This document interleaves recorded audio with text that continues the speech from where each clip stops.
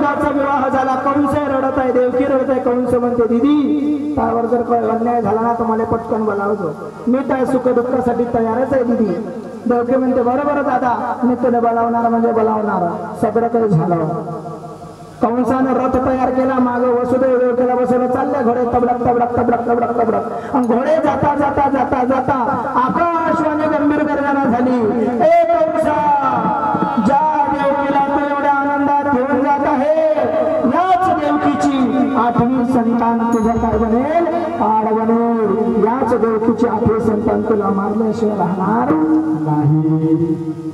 कंसाला वाटलं देवकीची 8वी संतान मारणार आहे. मग देवकी जर जिवंत राहिली नाही तर तिला 8वी संतान होणार आहे का? नाही. ना रहेगा बास और ना बजेगी बासुरी. देवकीच राहणार नाही. आता महालात होता, लग्न झालं तर दीदी त्यावर संकट येईल तर मला बोलायचो, आणि आता काढली तलवार. महाराज सांगतात घेऊन या खडग महाराया धावला, हात तो धरिला वसुदेवे. तलवार काढली आणि देवकीला मारायला धावला.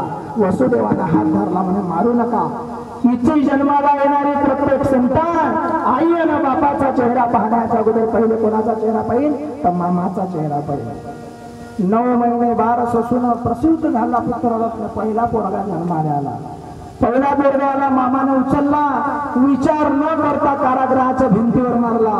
1 नाही मारले, 2 नाही मारले, 3 नाही मारले, 6 मारले. किती मारले? 6. कोणते? तर माणसाच्या शरीरामध्ये षडऋतू आहे. अवघडा हा षडऋतूंचा निळा, पार कराया या कडी काढा, नाही तुझ्या कोणी मार्ग निराळा. निज संदेश शिवाचा, भक्ती विना उद्धार नाही. 6 ऋतू मेले. 7वा योग महिना रोहिणीच्या गर्भात टाकला आणि 8वा देव प्रगट झाले. कोणाच्या समोर? देवकीच्या. देवकीने बापा डायरेक्ट 4 हात पिवळा पितांबर असं नाही पाहिजे, लहानचा स्वरूप पाहिजे.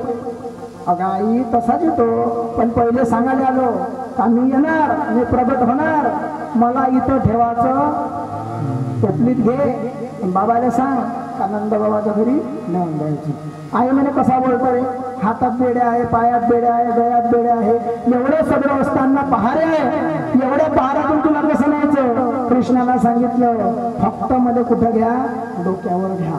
हे बेडा मला डोक्यावर घेतलं का कोणाच्याच बेड्या राहत. आता काही काही लोक रडते, काही काही लोकांना संतान सुख नाही राहत, लेकर बाय होत नाही, लढत राहते देवा देवा देवा. लढाच नाही. मस्त लहानसा कृष्ण घरी आणा आणि त्याले पोरग म्हणून, त्याले लेकरू म्हणून त्याची सेवा करा. तुमचं पोटचं पोरग तुम्हाला धोका देईल, देव तुम्हाला धोका देणार नाही. हा जीवन आहे, आगे भी हो और पीछे भी हो. सर्व जीवनामध्ये तत्वाचं चिंतन करणारा तो भगवंत आहे. कोण म्हणणार नाही सोडा. हाँ, मचधार के बिना ही मेरी नाव चल रही है. तो फक्त असं बोट धरते, चालणं आपलं काम आहे. म्हणून पहा सांगितलं देवाने मी येणार, मला तिथे येऊन तेव्हा हाताचा बेडा भाऊ बनला, तुम्ही सगळे काय होणार? मुक्त होणार. सगळं काही झालं, देव आले तयार झाले. देवाने वरती मीटिंग घेतली. कोण कोण चालणार रे? शेषनागाला म्हणते चालतं काय? शेषनाग म्हणते